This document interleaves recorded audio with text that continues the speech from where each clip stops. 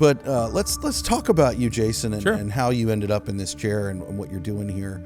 So what is your role first, just to kind of give people a perspective and context? Sure. What's your role at Warfel? Yeah, so I am the safety manager for the company, and that's a pretty broad term. Yeah. Everybody thinks automatically OSHA insurances, and that's certainly part of it.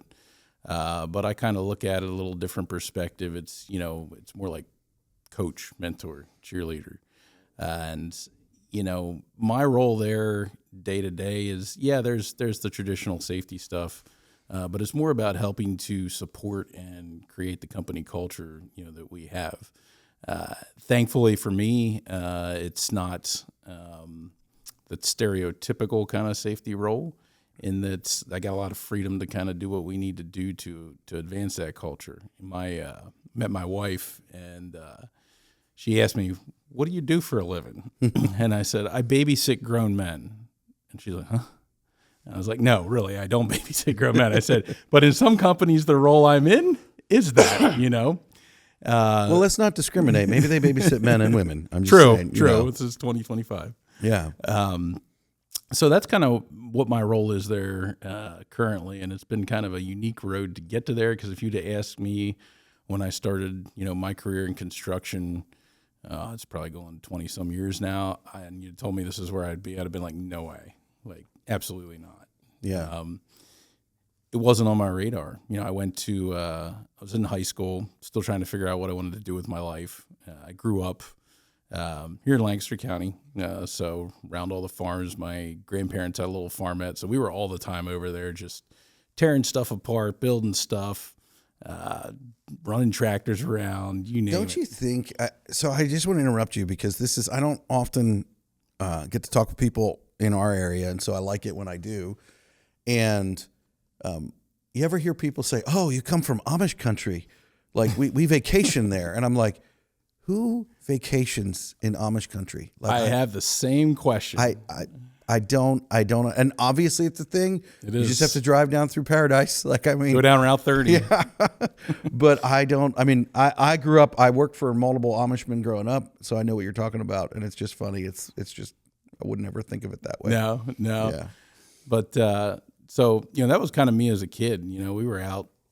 We had computers towards the my late middle school, high school. Yeah. But so we were always out doing stuff. And a buddy of mine, his parents were into real estate investments, and that was back in the late 90s.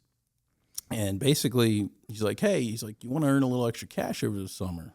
I'm like, "Well, sure, I'll take the money." you know? Absolutely. And he's like, "You want to come help do some work on some houses that my parents are flipping?" I'm like, "Okay, sure." You know? So he kind of helped me, him and his parents kind of coached me through it and getting set up as like a 1099 employee. And so that's what we were doing. That was back, when Lancaster was not like Lancaster is now. Yeah, those were different times. Much different times. And so that's what I did through college and high school. I went to college, but not because I necessarily wanted to. But, back then it was like you had to get a degree or you weren't going to be anything. It's interesting that you say that. That was probably one of my biggest struggles when I was going through school. That was the thing. If people would always ask me, like we'd go to a family event or we would go somewhere, and the question always was, where are you going to go to college? Not Right. what are you going to do with your life? Which, by the way, stupid thing to ask someone that's 17 to 19. What are you going to do with their life? You didn't know what you were going to do with your life, and neither do they. And we put this inordinate amount of pressure, I think, on young people to be like, you need to have it all figured out. And they're so afraid that they're going to make the wrong choice, when the reality is they have a solid decade of making wrong choices. Oh, yeah. And the quicker you make them, the quicker you learn from them, the quicker that you can move on and actually get to opportunity. So you were in the wrong choices phase of life. That's right. So that's right. You went to college. Didn't quite know what I wanted to do. Thought for a while I wanted to be a police officer. And I was like, you have the look of a police officer. I've been your told haircut that. and your face. Yeah. Yeah. I see it. So I got a 2-year degree, and I was like, I don't know that I really want to do this. Same time, got offered a role in construction. And can I ask what your degree was in? Criminal justice. Okay. Yeah. All right. Yeah. And decided that my dad was working for a construction company at the time as their chief financial officer. And he's like, hey, why don't you come work for us? I had just gotten done with my 2-year degree, and I was testing for a couple police departments trying to get in there, and got a job offer there working in the field, and then wasn't there more than 6 months, and they offered to had a sales position and offered to promote me to that. And I saw the dollar signs at that age, and I was like, oh yeah, let's do this, because I don't want to get shot at and work stupid shifts and for little money. It depends. You know, the company, one of our sister companies had a job in Wilmington, Delaware, and we did our work and got shot at. So it depends on where you work. That's true. So, that is very true. Yeah. And so I went to work for them and in sales. And, you know, me being this little traditional Lancaster County guy, was rolling with a lot of people that were way out of my league. And here I am in my early 20s working with these attorneys, high-level executives and whatnot, selling them $500,000 renovations to their houses when I'm sitting here in Lancaster County growing up in a house that, you know, wasn't even worth close to what the renovation. Yeah, back then, that's a, yeah. And so that's kind of where I cut my teeth in construction and what I would consider, you know, a career position. And then came 2008, right? Yeah. The downturn. And so we had to kind of change what we were doing as a company when I was there. And so now my role was not just sales. I ended up with a little bit of project management, a little bit of estimating, and to work through those times. You know, we went from a company when I was there from 100 employees down to 40 in a matter of 2 years. And it was always like, okay, who's next? You know, who's going to come in tomorrow and I remember that be at their time. desk? Yeah. And I think the biggest thing I pulled from that was that, you know, when I sat there and looked at, okay, who's not here? Yeah. And you looked at kind of their role, it didn't matter what they were being paid. It didn't matter what their role was. It was a matter of, were you willing to change and adapt? And those guys that were willing to change and adapt to the times were the ones still there. So what do we were talking earlier about that, and you mentioned that, and I think that's something that is pretty significant. You know, there will always be downturns, and I have a thought related to that statement of, you know, the ones that were still there were the ones that were willing to change and adapt.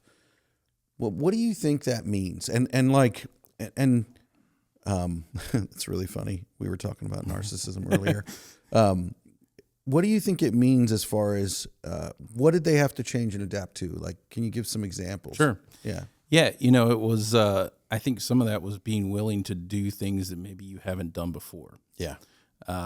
Because guess what? The size of the projects changed. The type of the projects changed. Yeah. And if you're used to going and managing, you know, this $200,000, $300,000, $500,000 job, and now you got to manage a $20,000 kitchen renovation. Yeah. It kind of crushes your ego a little bit. It does. It does. So that was one thing. I think the other thing too, along the lines of being willing to change, is to, you know, think outside the box. And when I say think outside the box, I mean, it's kind of a cliche term, but you know, what can you at that point do differently? Yeah. Both as a company, but as an individual, than what your competition is doing. Because when the competition's fierce, you got to figure out a way to elevate yourself and set yourself apart. Yeah. And that's where, you are absolutely right. And I love how you say that, when the competition is fierce, because that is what happens. And that's not a bad thing, because it really sharpens you. Like, I love it when we're fat and happy. I do. Who doesn't? But we often then experience that downturn, and then we look at when we were fat and happy and like, wow, how much money did we burn through that we didn't need to burn through? Absolutely. You know, how much did we? I mean, a perfect example, I would say, you know, sometimes you don't have the hard conversation you should have. You'd be like, I'm just going to pay for that so I don't have to deal with it. Right. And it's like, that's a really stupid thing to do. And I've done that. And it's like, maybe we should just work that muscle of having those hard conversations. Yeah. You know, it's the human nature to take the easy way out. Yeah. You know, I think the other thing that I was thinking about 2008, when you talk about willingness to, you know, maybe do what you haven't done, but it's also, and I love your statement, crushing ego, because we must crush ego. Ego is the enemy, and if we are not crushing it, it will overcome us, and it will destroy our lives. Absolutely. And I think that the other aspect is not just willing to not, and you probably are saying the same thing, but I want to clarify. It's like, when you're in a company, and I remember I had a foreman once who, I was a PM and he's a foreman, and he went from a job that was a few $1 million managing 13 or 14 guys to a job with him and 2 guys. And it was like, it was just, he was the good fit for this job. And it was like, I'll never forget this. He said, so on that job, I never picked up my tools because my job was managing like these 15 guys and making sure they had what they needed. And he goes, this is really interesting for me. He said, I have to pick up my tools or we're not going to do what we need to do. Right. And he's like, he said to me, and I was really impressed with this. He said to me, he goes, it's really painful to go from doing that. You feel important. The job was big. This was big. It's like, and he said, but then to be like, all right, now I'm working alongside the guys. And if you can do that, that makes you a Swiss Army knife. Absolutely. And that's what you want to be, because the reality is, if you can't do that, you eventually will get laid off or let go. But if you are a Swiss Army knife, your company and your organization, and listen, sometimes things happen and no one can control it, but they will advocate everything to keep you if you're a Swiss Army knife. Mm-hmm. They will. If you're the kind of person, man or woman, that is willing to be like, you know what? I know that I got to do something different here. And how do we move the needle? How do we keep figuring it out? That willingness to adapt and pivot back and forth and crush your ego, as you say, truly is job security, if I've ever seen it. I mean, I credit, honestly, a lot of that for me being able to get to where I'm at currently. Yeah. So those were some crazy times. A lot of good career life lessons learned through those times. A few years later, after we kind of got through that, I mentioned I was kind of a fish out of water there because I'm selling all these high-level executives these renovations, and the expectation changed for contractors too, because it was like, before it was like you were on the contractor's time. Yeah. Well, post 08, it was you're on the homeowner's time. And if they want to meet at 9:00 on a Saturday morning, you're meeting at 9:00 on the Saturday morning. Yeah. And everybody had the mentality, well, the contractor's out to screw them, and that is not the case in a lot of cases. So I got tired of that. I got burnt out, just constantly dealing with that. I'm like, I can't do this. And I had an opportunity to go work for a rental company in sales. I was like, all right, I'm tired of dealing with the homeowners. I'm going to go to the contractor side, right? Yeah. The good guy side. And started out there in sales, and a few months in, they needed somebody to kind of run with their safety lines of equipment and rentals. And I was like, here's an opportunity. I'm like, I just didn't see myself being a salesperson for the rest of my career. Like, was I good at it? Yeah. Did I like it? Yeah, but I didn't love it. Yeah. And so they started doing that. I got ingrained in safety, and then after a while, it turned into needing somebody to do some machine training for forklift, aerial lift, and so got certification to do that. It ended up being basically kind of a consulting role on top of the sales. Okay. And that was kind of what started my career in safety. And so how did you end up at Warfel? Because Warfel's kind of in Lancaster County, we call them the W's in Lancaster. And since I'm sitting here with Warfel, I won't say who the other ones are, but we all know who they are. Yep. And so Warfel's been around for over 100 years? Yeah. About, I think going on about 113, 114, something like that. Show off. So, and I've loved this for years, your tagline, and brands are a big deal to me. I love brands. I love story. I love communicating culture. And I think that your tagline really communicates, I've never really worked that much with Warfel, so I don't know. But what it communicates to me makes me want to, because your tagline there that I read says clients for life. Yeah. That's a pretty bold statement. It is. Very bold statement. And there's a lot of different things that go into that. Yeah. You know, the ironic thing about it is, you know, a lot of companies you go into and you see kind of the company values plastered on the wall somewhere. Yeah. And we don't do that. You know, it's kind of, we look at who we hire and we try and cultivate that culture from within. So it's basically a non-issue. It's ingrained, you know, from day one. So I kind of ended up at Warfel after going through some training stuff, and then the rental company decided to outsource rather than do in-house the safety training. I'm like, well, this sucks. Yeah. I finally found a career I actually love. Yeah. Not just love getting up, love dealing with this stuff. What is it that you love about it? I think it's the fact that, you know, you're making a difference. Like, you're making sure people go home at the end of the day. And that's a pretty tough order. It's a challenge, you know, because ultimately for me, the way I look at it is you got to kind of get into each person's psyche a little bit, and understand what's going to motivate this person to forego the natural human instinct of taking shortcuts. Yeah. You know, what's going to make them stand up, you know, take attention and listen and think about what they're doing. I want to get into that more because that's a really good thing to get into, but I want to ask you a question. What is a tool or piece of gear that you cannot live without, that Jason has to have, that, you know, and listen, you should learn by now, don't say it's your cell phone, okay? No. I'm going to judge you. Those of you who had said it, I love you, Keaton Turner, but yeah, don't say it's your cell phone. For me, honestly, it's my voice.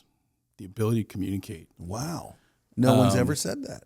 And I look at it that way because, you know, part of what we have to do in safety and even in construction, like there's so many things, you know, that get pigeonholed into safety when in reality they apply to QC. They apply to operations. They apply to everything.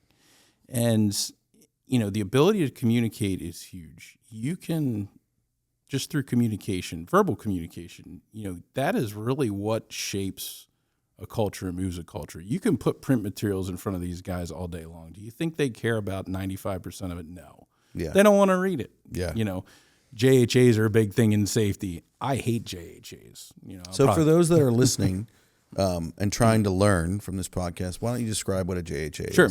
It stands for Job Hazard Analysis, where basically you look at your task. I hate them too, by the way. You take your tasks for the day. Yeah. You list out what are the hazards and then what are the, you know, mitigation or control measures we're putting in place to minimize that risk of something happening.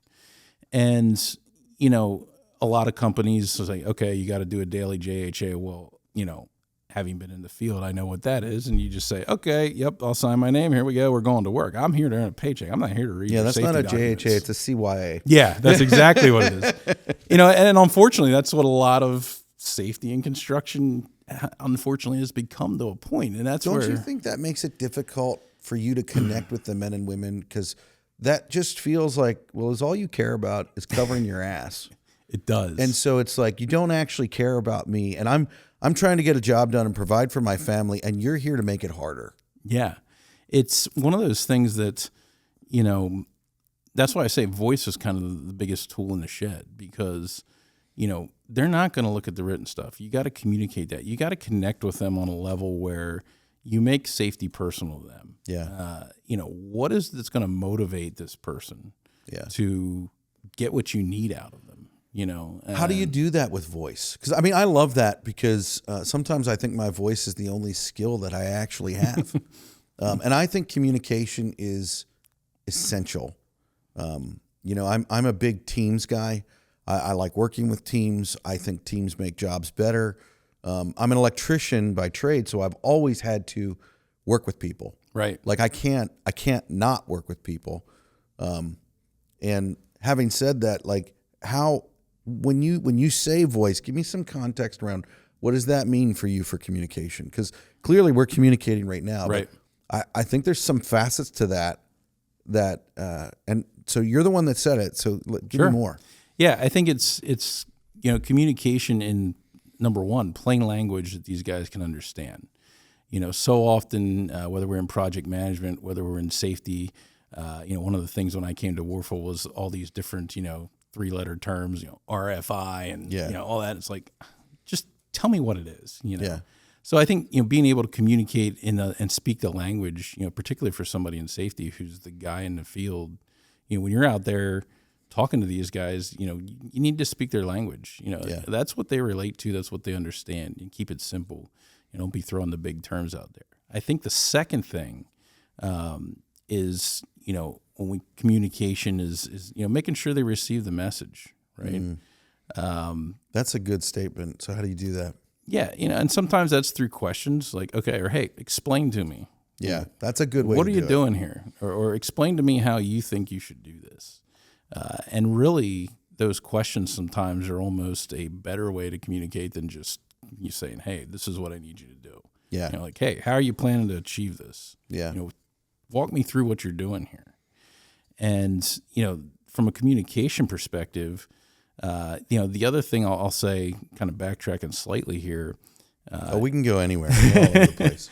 As an industry, an interesting statistic I was just reading recently, since I think it's 2019, Hispanic workers now make up a third of the labor force in construction.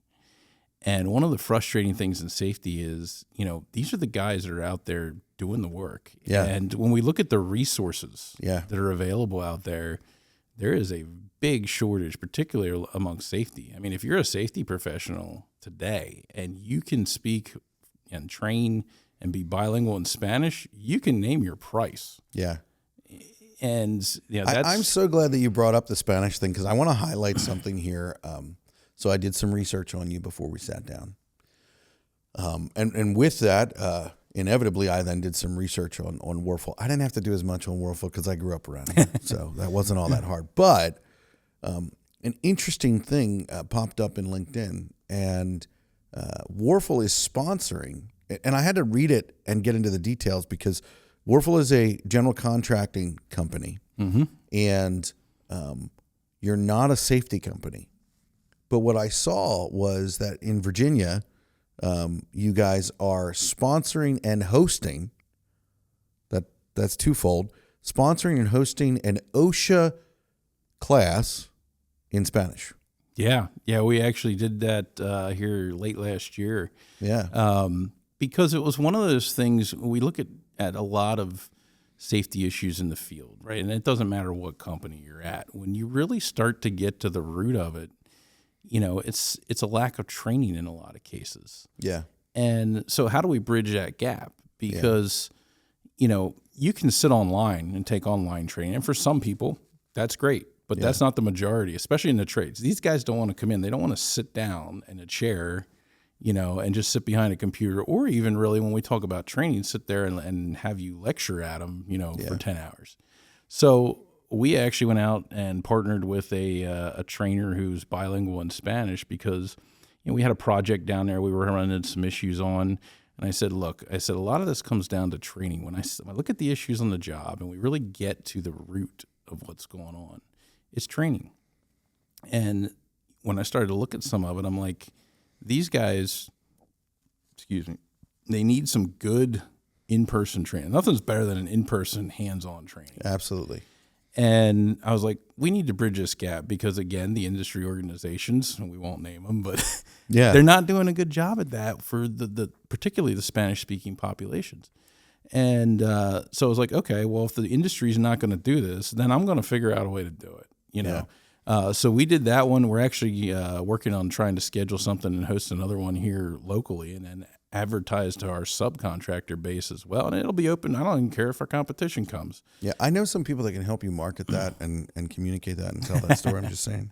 It's one of those things where, at the end of the day, not only is doing that, a benefit to that sub, but it's a benefit to us as a GC because now we know, hey, these guys are actually getting good training. Yeah. And it's only going to elevate us because I've always said, and there's, anybody in a GC's role is going to say this, you're only as good as the subcontractors you're hiring. Yeah. The GCs that I want to work with are the ones that say that, believe that, and do that. Yeah. I had a GC once say that to his PM who was bad-mouthing his specialty contractors. to the owner, and he literally pulled him aside and he goes, and I got to watch it, which was very entertaining. And he's like, do you realize that you're talking about us? And the guy's like, what are you talking about? He goes, they aren't doing, and the guy was in a situation where it was like difficult. Like you had to have a difficult conversation. And our natural inclination or instinct when that happens is, okay, where do I put this? This is pain, I need to deflect it or whatever. And he's like, no. We hired them.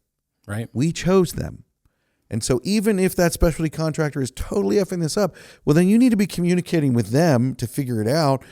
And you don't say to the owner, yeah, they're stupid. And he's like, because you just said you're stupid. Right. So, yeah, the owner doesn't care. The owner doesn't care. Their guy is the GC. They just want their job done on budget, on time, and quality. Yeah, exactly. exactly. And that's the thing. So yeah, it's communication. We talk about the Spanish workforce. It's an issue, and I think unfortunately, kind of like in the same way you're reaching out and trying to market to get the younger people into trades, I think as an industry, unfortunately, some of the contractors are going to have to bear the burden of, getting these individuals trained. Nobody else is going to do it, man. No. Nobody else is going to do it. Not only do we need to bear the burden, but it is the right burden to carry. Absolutely. The reality is we want to not just lift the view of the skilled trades, but we want to change the communication. Yeah. We want to change the way that we talk about, there's a problem if we're not trying to communicate with other people and train them. And part of that even comes from the way that I and you probably came up in the trades. I believe training, we say that a lot, but training really what it is effective and intentional communication. It is communicating to an individual, this is how we do this, this is why. My training when I started in the trade was do it. Yeah, that was mine too. And it was like, if I would ask a question, it was like, are you stupid? Right. Like you mentioned an RFI. I didn't know what an RFI was, which it's really interesting. It's really simple. It's a request for information. Yeah. And no one does it anymore. That's the other thing. So you should, because it saves your butt when things go wrong.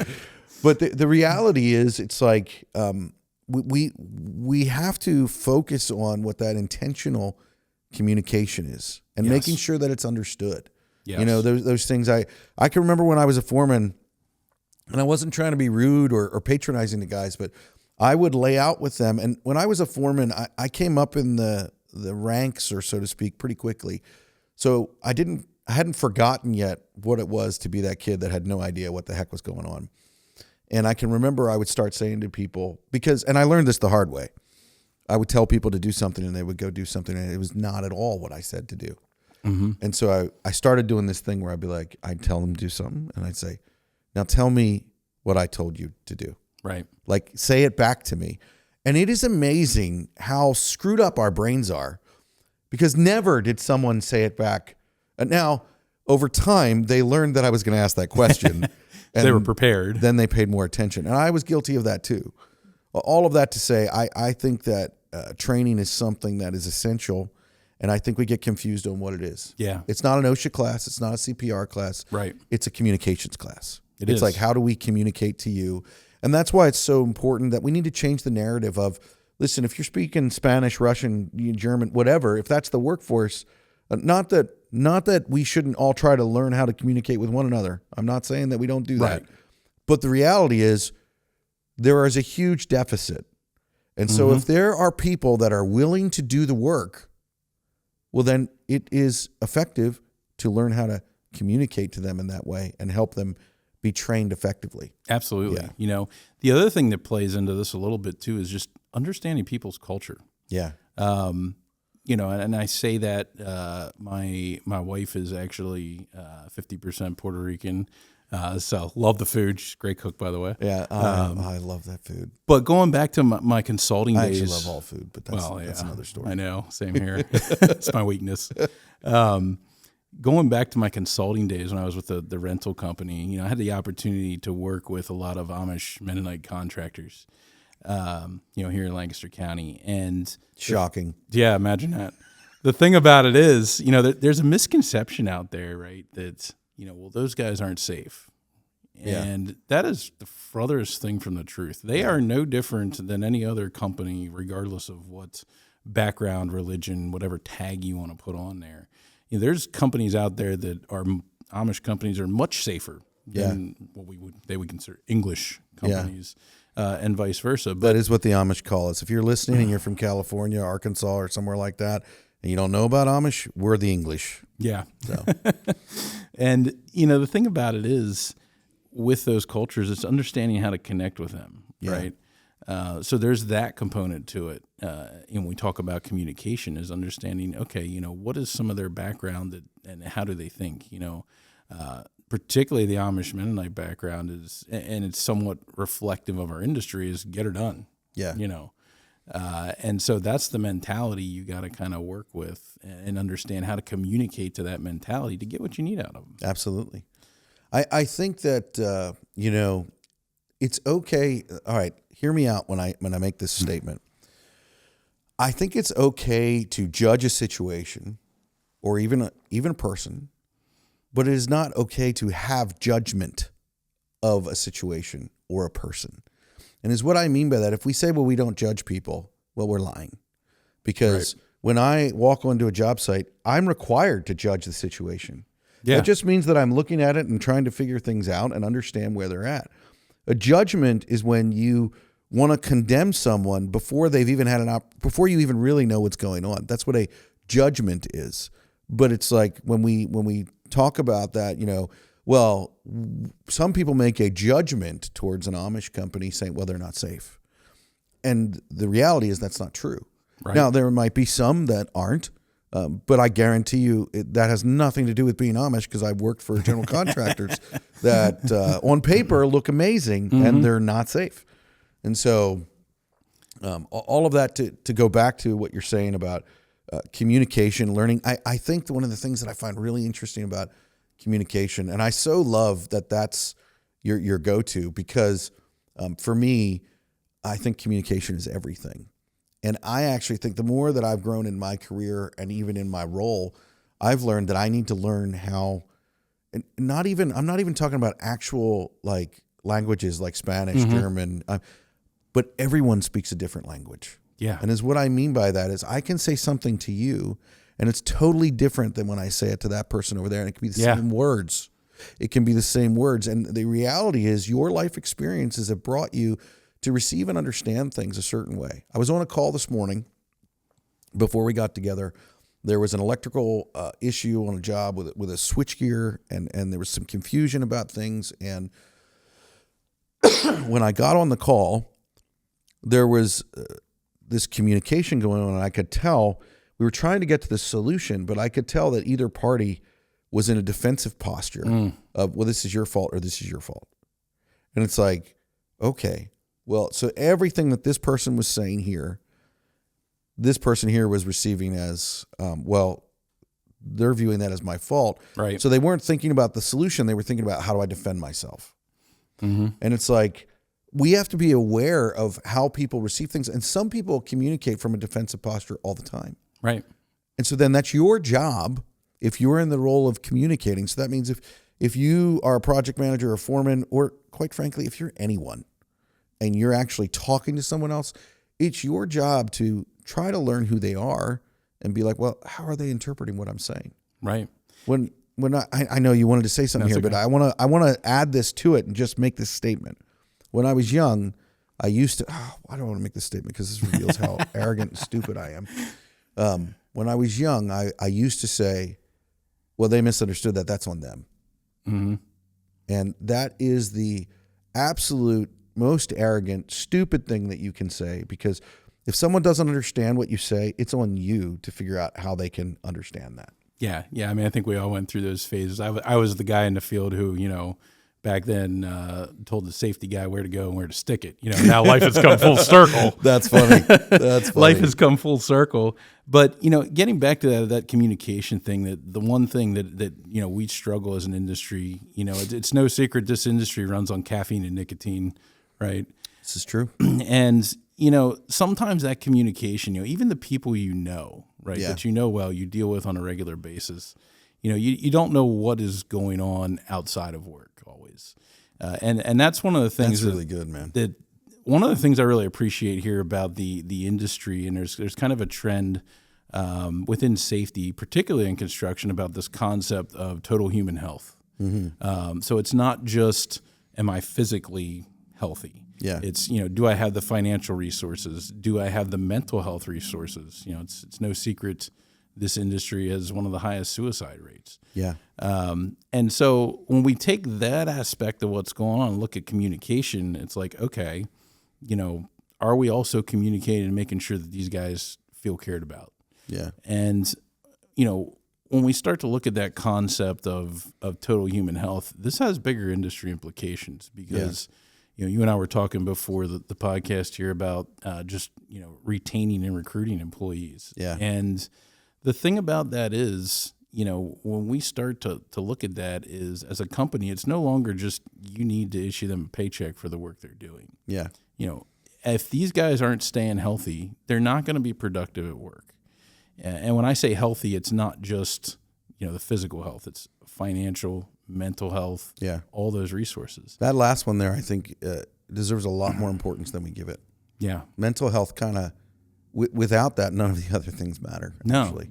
And, when we look at the shortage of employees in this industry, we need to kind of take a holistic step back and say, okay, not just are we creating a culture where, people can thrive, but we have all the resources. Yeah. And that's one of the things, Warfel, I'm thankful for, is really invested in that, making sure that we have the resources for our people. Because if you're healthy, and when I say healthy, again, it's all those aspects. Yeah. You're going to be productive on the job site. You're going to live a healthier, happier life. Yeah.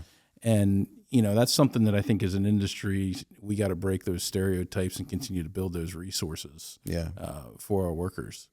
Yeah. I think that's one of the things that, it's also important to recognize knowing where you are. And Warfel is at a different place than most companies. They've been around for over 110 years, you said. Yeah. And so they better have some resources.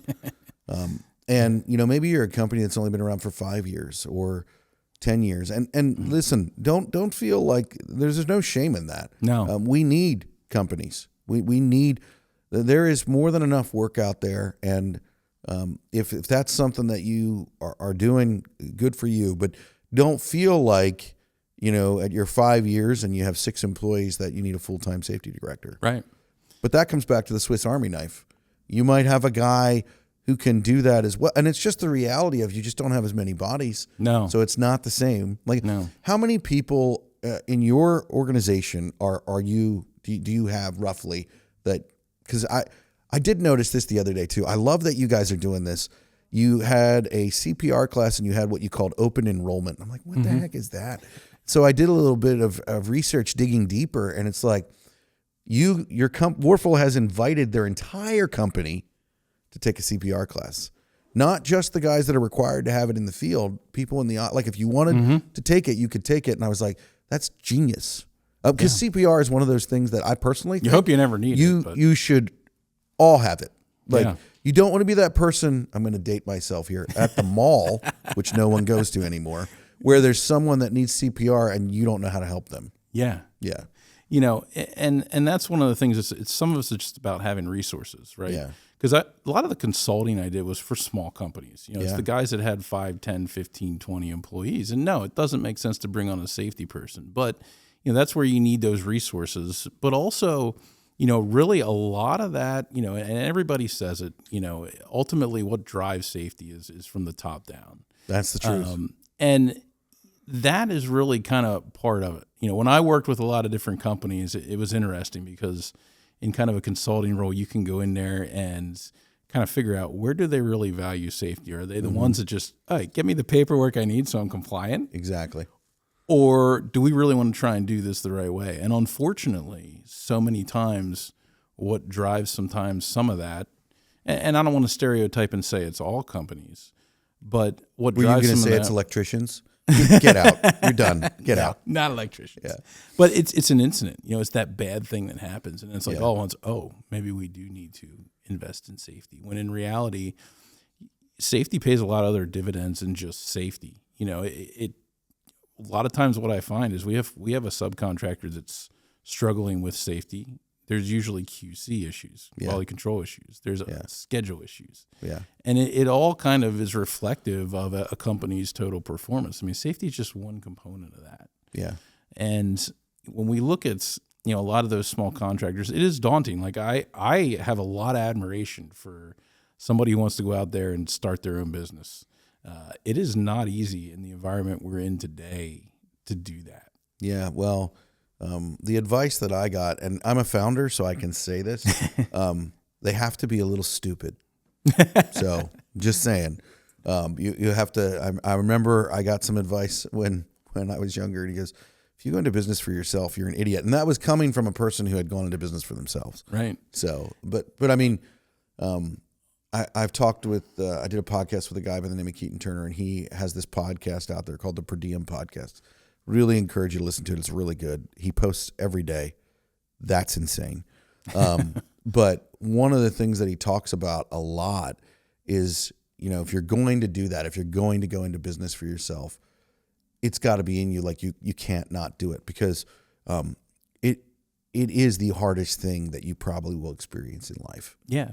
When I was out there flipping houses, it was like, okay, there's a lot more to this. Like, I'm like, this is not my cup of tea. And it's not everybody's cup of tea. Well, and that's okay, because you can't have everybody starting businesses. And the reality is, you want to build, I think a successful business is when you build a team of people that want to work together and do something that an individual can't do by themselves. Absolutely. And that's what you are at Warfel. You guys are a team of people that are doing things, and you've been doing it for 113 years. That speaks to something. Well, it really does. And there's, when you get to the bigger companies like a Warfel, there's teams within the teams.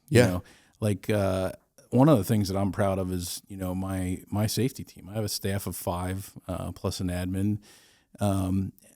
Fortunately, I had the opportunity to hire them all myself. That's awesome. Which is awesome. But, so often in this industry, you see advertisements for safety professionals, and it's like, okay, we want a 4-year degree. We want this, this, and this. And it's like, kind of to your point earlier, some of the best safety people don't have that degree. Yeah. And, we've kind of gone a lot of different routes, because honestly, finding a safety person is just as hard, if not harder, sometimes than finding a carpenter, laborer, superintendent. Yeah. And so, finding a good safety person, I would say, because you have guys out there that, all right, so I your safety guy, I can't not talk about this, but you have guys out there that are on a power trip. Oh yeah, and it's like that actually. So from the outside, I would think like that doesn't actually help. And I would think from the outside, if I'm looking at, and I'm curious what you think, especially since you have a team of 5, you've hired those people. I would think one of the number one things that you need in that person, probably more than a degree, is that they care about the individuals. Absolutely. Yeah. If you look for an ad that we put out, you'll see some things in there, but at the end of the day, they're not mandatory. Yeah. I have actually had some of the best success hiring on personality and the ability to communicate and interact. That's everything. I mean, that's everything. It is. Yeah. And honestly, some of my better safety professionals are guys from the field. Yeah. Who are looking for a career change because they know the construction. Yeah. And so what they can do is, I can teach them the safety, right? That's the easy part. It's do you have the right personality? Yeah. Do you know what construction's like? Because it's not like industry. It's very different. It's not. I have a friend who's a project manager in an industrial manufacturing facility, and he was talking about his job, and I was like, shut up. I was like, you don't deal with mud. You don't deal with weather. And he's talking about, his success on managing this project. I was like, let me show you a construction schedule. Yeah. Let's talk about how you make that happen. Yeah. It's a challenge. But, the other thing is too, that a lot of great programs out there. We got one in our backyard here at Millersville for occupational safety and health. And, I've hired a couple interns, and the thing that I've learned is that there's nothing that replaces experience, because you get, the college degree, which is great. And I have a couple phenomenal individuals that we hired, that didn't have the construction experience that are in safety, but it's a much longer learning curve. Yeah. And the biggest thing I learned from them was hey, we got all the education in the world, understanding the theory, the regulations behind safety, but wow, we're out here now in the field, and how they teach that to you in the classroom is very different than how this is done out here. Yeah, absolutely. And so that's a very hard thing to teach and get that experience. And really, that's where it comes through the school of hard knocks. You just got to get out there and do it. And the problem is, so often in this industry, we pigeonhole ourselves into looking at credentials, as does, I think, a lot of industries, saying, well, we want this credential, when in reality, we need to be looking more at what's the person's capabilities, what's their appetite to learn and be inquisitive. Yeah. If they're willing to ask questions, that's a huge sign to me. If I sit in an interview with an applicant and, we get to the end of the interview and they don't have half a dozen questions for me, I'm like, okay, you just want a job. Yeah. And there's a time and place for that. I think, there was a point in my life where I just want a job. But it's important to know that, and because if you're hiring someone in a safety role, I would think you're setting them up to fail if they just want a job. Right. Listen, it is okay to just want a job. There are days that's all I want. But the reality is, if you're in the hiring place and you sense that, you're not being a jerk that you don't hire them. They're doing you a favor. And if you want more, and I think this comes back to some of what we were talking about with safety and how you make it work in the field to get that. It's like there's two ways to do things. You can do them transactionally, or you can do them relationally. Yeah. And when you talk about the way that you hire, and I think that's really important in a safety role, because you have your work cut out for you. Because people, when you come onto the job, are already, we deal with this with cameramen and women when they go out onto a job. It's like there is a preordained, whatever you want to call it, judgment on who those people are. Same thing with safety people. And 100%. I think that what you have to work towards is that relationship building instead of a transactional relationship. Yeah. And transactional is, you do this, then this happens. And it's like, relationship is, all right, how do we talk through this and figure this out? Yeah. That's the difference. And you got to earn the guy's respect. The thing I've seen, and I've, both successful and not successful safety people is again, forging those relationships. Yeah. Because when you walk on the job site for the first time, they're going to look at you and say, okay, do I trust this guy? Do I not trust this guy? Is this guy here for me, or is he out here to screw me? Yeah.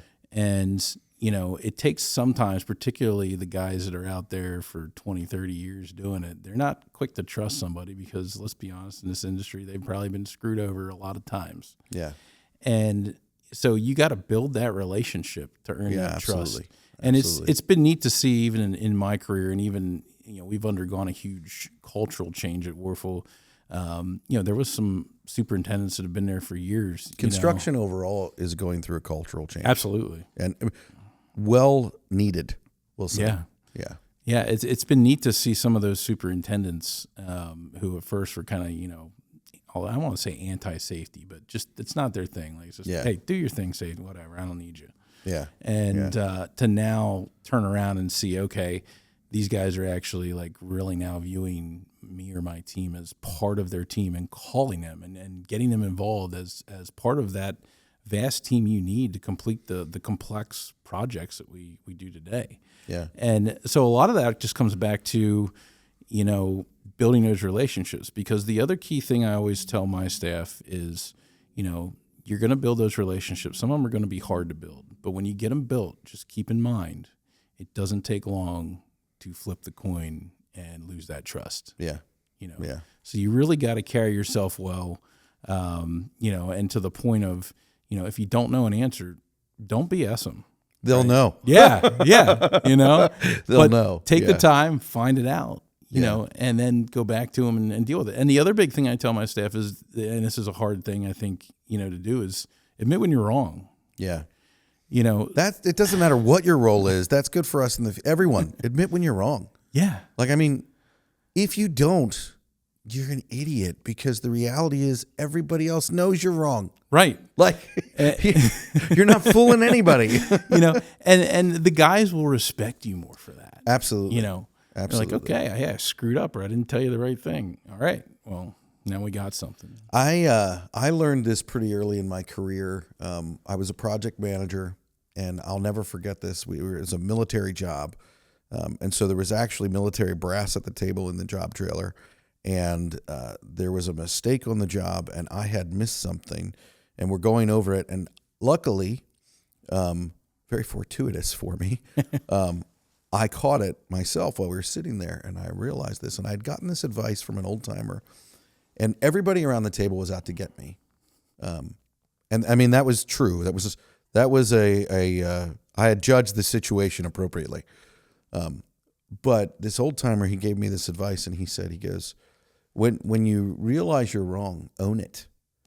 He goes, nothing pisses off your enemies more than when you own it, because they want to throw stuff at you, and then they look like assholes. Because they can't. Because if they do, it's like you just acknowledged it, and now and so I'll never forget this. I was so scared. I'm sitting in that job trailer in that meeting, and I said, oh, and I pointed at the drawing, and I said, you know what? I misread this, and I looked at this wrong, and that's where the problem is. I'm really sorry about that. We'll do this, this, and this to make that right. And it was almost like you could hear a collective sigh from some of the other trades that were pissed that I had said that, like, what? And one guy actually literally started to like drill into me and yell at me. And I'll never forget this. The military brass is like, really? Why? Like, it was great. It was great. So yeah, admit when you're wrong. I mean, that's great advice. So with that, let's talk about some times that you've been wrong, Jason. This question I ask everybody. And the reality is, I believe that when we admit when we're wrong, when we admit our mistakes, that's when we learn. Mm-hmm. That's when we learn from things. And for me, growing up in this industry as an apprentice, one of my greatest mentors in the electrical trade died recently this year. He lived a good life. He lived a good life, and it's not a bad thing. I mean, but he just was older than dirt. Right. But one of the things that he had taught me was just that importance of, learning, growing, and figuring things out. And so he taught me to be open about mistakes, mm-hmm. so that you could learn from them. And I would sit in the van with him, and he would share his mistakes with me. And when I worked with him, when I was an apprentice, to give you an idea how old he is, he was like 77 or 75. So, as my kids would say, you're as old as a dinosaur. Oh my gosh. So having said that, what is a mistake that you have made in life that you're willing to share with those who are listening? And remember, we're going to email everyone at Warfel and tell them, to listen. They'll be seeing that anyhow. Yeah. So. Yeah. But now, you want to talk specifically safety or just life lesson, or doesn't matter? Whatever you think brings value. It can be either or, because it could be whatever. I'll give you a safety one. So believe it or not, one time I sent a guy home. I can't help myself. That's the safe way to go. Sorry. Dad joke for everybody. That's right. Sorry. Love it. I drive my wife nuts with him. But, I sent a guy home over a broken broom handle one time. Wow. It was one of those situations where I was on the job and walking the job, and somebody had taken a piece of angle iron and replaced the handle because it busted. Right. 10 points for ingenuity. Yeah. Not a lot of points for safety when you're pushing it along if that thing catches up and it's going to be impaled right into your chest. Absolutely. And couldn't identify whose it was. And I'm a big person, you hear a lot of safety guys going around cutting cords and all of that. And there's a time and place for that, but, that's not necessarily how you're going to earn a guy's respect. For sure. So I was like, okay, I'm not going to throw this away. I'm just going to tag it out of service, let it go. We'll see if it disappears. That's one thing that I always hated in the field. Somebody stole your stuff, borrowed your stuff, didn't return it. Mm-hmm. And so I leave. I come back to the job site the next week. And now the broom's moved and the tag's ripped off of it, and the zip tie I used to put it on still on there. So I'm like, okay, somebody's using this. Right. So I'm trying to track down who it is. And couldn't find who it was. So all at once I was like, okay, I'm going to take this thing. I'm just going to throw it in the dumpster, right? Let's just get this out of here before it causes an issue. So I start off down the hallway to go out of the building, take this in the dumpster, and I hear from the other end of the hallway, yo, where are you going with my broom? And I turn around, I'm like, I'm taking it to the dumpster because it's a hazard, and it needs to go, and nobody wanted to claim it. He's like, well, you can't do that. I was like, I don't want to do it, but I said, clearly you or someone else has been using this. Right. And we had this exchange back and forth, and it got a little heated. I was going to say, that's a really neat way to say that. Exchange. Yes. They had an exchange. And it got a little heated, and there was guys poking their heads out of the rooms down the hallway, seeing what's going on. And, in the moment, it was one of those things. He was having a bad day. I was having a bad day. And I looked at it as an opportunity afterwards to say, I ended up sending him home because ultimately in the moment, the sense I got from him was that, he didn't care about his own personal safety, but I also didn't approach him the right way. So that was the mistake. Yeah. And really, de-escalation in any kind of situation is huge. There's very few moments I am not proud of, but that was one. Yeah. And, the thing that taught me is out of that, and I kind of talked about it earlier, was, you don't know what headspace somebody's in. Yeah. And turns out later the guy was just not in a good headspace. He had a lot going on. And, we ended up talking a couple weeks later when he was back on the job and kind of both apologized.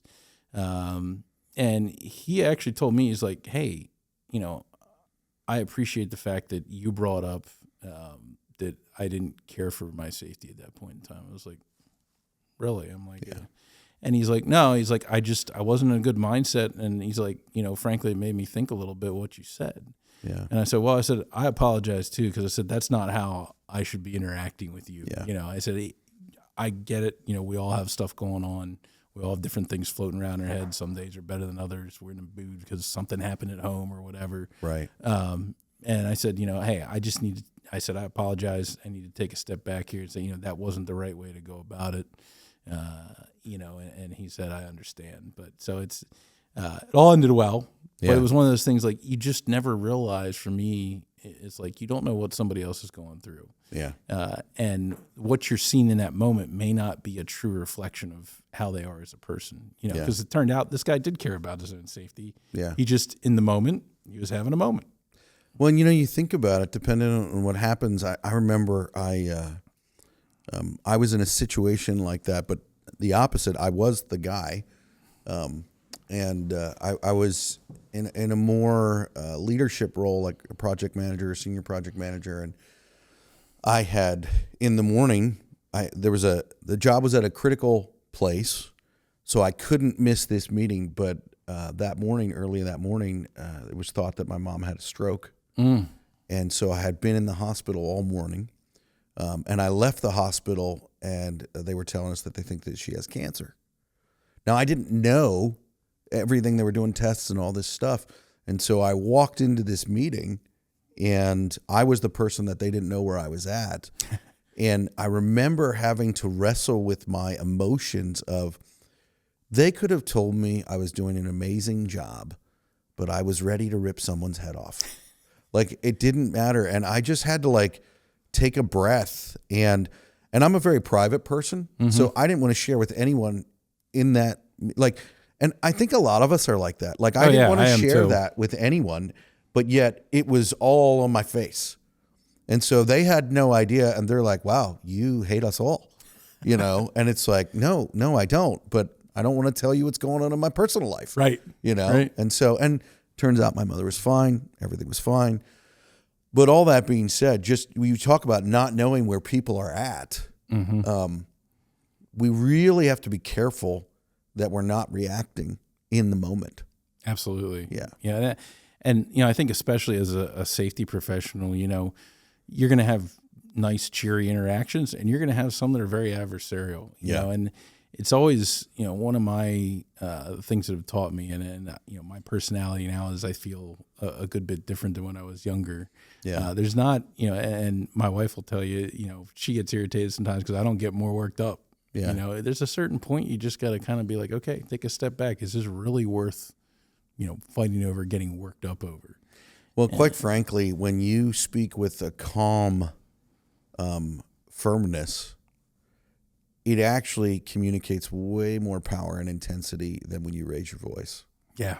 It is, and I think, the older you get, if you're continuing to look inwardly and address yourself and deal with yourself, the reality is the more that you realize, I'll never forget, someone asked me once, and I was in the role of our company where I was president, and I didn't actually have a title on my business card at that point. And they said, why don't you have that on there? And I was like, well, because I know I'm the president. Right. Like, I don't need to tell anybody that. I have that authority. And so it's like, the older that I've gotten, I've realized, okay, I don't need to raise my voice to communicate. Like, I have the authority to say, hey, you're not going to do that. Mm-hmm. And so I'm just going to say, hey, you're not going to. And I've had people communicate to me that they're like, wow, that is way more intense than if you would be like, Yeah. And it just comes back to, we look at safety, and there's a lot of different aspects that go into it. But, my biggest lesson learned, is out there in the field is just, again, comes back to that communication. Yeah. And really, again, being able to communicate effectively. But the other thing too, when I look at safety and communication, we talked about JHAs, and all these written policies and stuff. And one of the things that I've really tried to ingrain in my staff as they're going out there and mentoring both our people and the people in the field is, let's take a step back. I don't care about OSHA. I don't care about the insurance companies. I'm concerned about, what are you going to do today? What's your task for today? Right. And what are the things that are going to keep you from going home in one piece? And how do we deal with that? I don't care about the policies. I don't care about OSHA. And that's something I think as an industry we really struggle with, is we get hung up on the regulations. What does OSHA say? What's our policy say? And a lot of times, your safety professionals are just like, okay, well, here's the policy. Well, you got to take that one step further and explain the why, right? Yeah. And so really being able to communicate with those guys out in the field and get them to take a step back and look at what's going on. And that's something I'm trying to instill in our culture at Warfel. And also, these guys are bombarded with paperwork, right? Yeah. And the last thing they want to do is look at a paper. And so it's like, how do we start to just change the mentality of get her done to get her done safely? Yeah.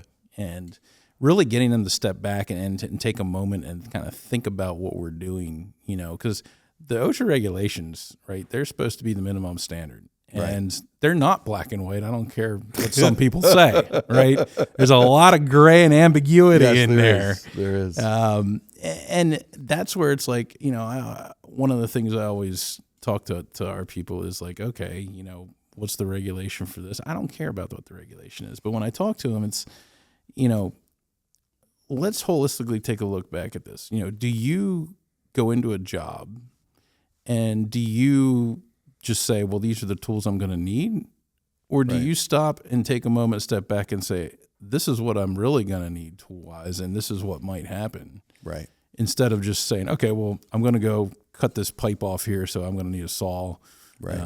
Well, maybe you need more than that. Yeah. And so trying to get that same mentality over into safety of, let's make sure we got everything we need before we just tear into it. Yeah. And it really, again, just comes back to that communication factor and really trying to motivate people. Absolutely. What's going to motivate them to get where you need to go? I think communication is what it's really about. And whether you're trying to communicate safety, quality, efficiency, whatever it is, taking the time, really training really is about communication. So, Jason, I so appreciate you stepping up to the line, having a real and honest conversation, and being willing to, represent your company and represent what you do, even your industry.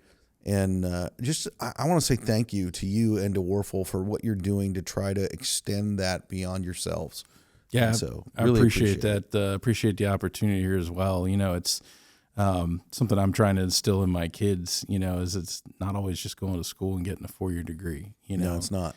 And there's a lot of opportunity here, and there's a lot of facets of construction you can get into. It's not just swinging a hammer out there necessarily. If that's not your cup of tea, we need people at all levels with all kinds of knowledge and education to continue to advance society and build the buildings and do what we're doing. Absolutely. It's never going to go away. And the reality is the sky truly is the limit. It's the industry where you can go from shovel to CEO. And it also is like you can start off as a salesman and become a safety director of a 113-year-old company. Yeah. Like, I mean, the reality is you just need to show up and do the work. That's right. You need to show up and do the work. That's really the bottom line, and that's what I emphasize to all our new people coming through the door. Like, you put the work in, you're going to get somewhere. And that's how I got to where I was at. It's just through School of Hard Knocks, putting the work in, and making it happen, and the opportunities will come to you. That's awesome. That's awesome. Well, thank you, Jason. I greatly appreciate your time. All right. Cool. That's it. We're out.